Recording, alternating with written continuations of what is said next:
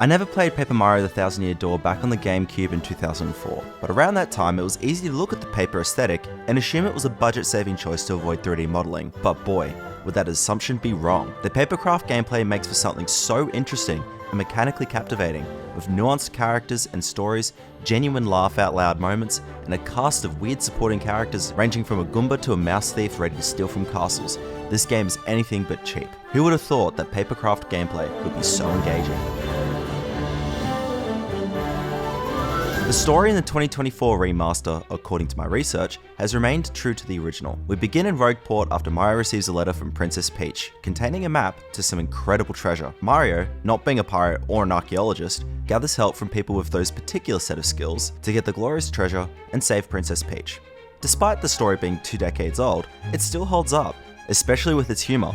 Thousand Year Door is brimming with intrigue and heartwarming character moments that shine alongside Mario's wit and charm. I especially love the adult tone sprinkled on top. Story aside, let's talk about the visuals. Man, who would have thought virtual paper would make me hate real paper so much? Why can't the paper on my desk magically fold itself into cool origami castles and dragons for me to slay while I record this voiceover? I'm not sure what the developers were doing over there, but I could have sworn they incorporated some ray tracing technology. Just look at these reflections. Look at the ambient lighting.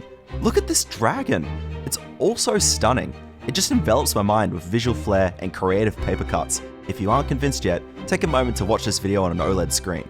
Seriously, open this video on an OLED screen, because if you don't, you are not truly appreciating just how gorgeous this game is. Have you changed screens yet?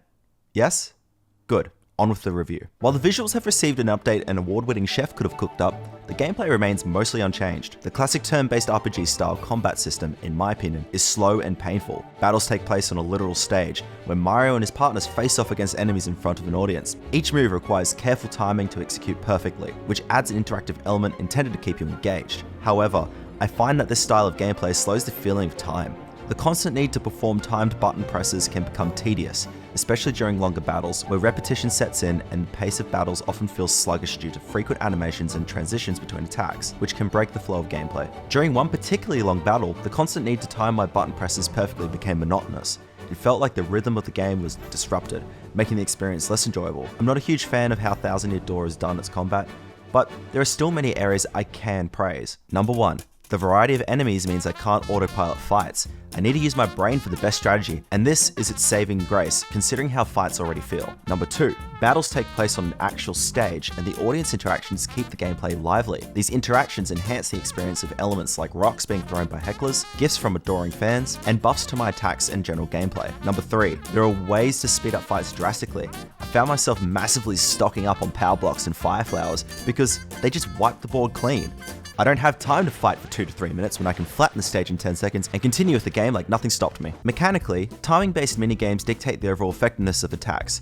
When I timed things right, I got a power surge that I truly felt at my fingertips. These powerful strikes can also cause props on the stage to fall over, dealing more damage to anyone in the way, including myself. In addition to all this, the super guard ability used to parry attacks is quite difficult to time. Even though I've yet to super guard anything and get the timings right myself, it is a prime example of having something to master in these long drawn out battles. But I just settled on the classic guard ability, better that than potentially missing a super guard and eating an attack. Am I right? Leveling up feels quite rewarding, with each battle contributing star points towards Mario's next level. Each increase in level introduces the ability to upgrade in different ways, which can lead to interesting playstyles and builds for every playthrough of the game. You can choose to upgrade health, magic points, or badge slots. I was a little wimp though, and mostly selected more health.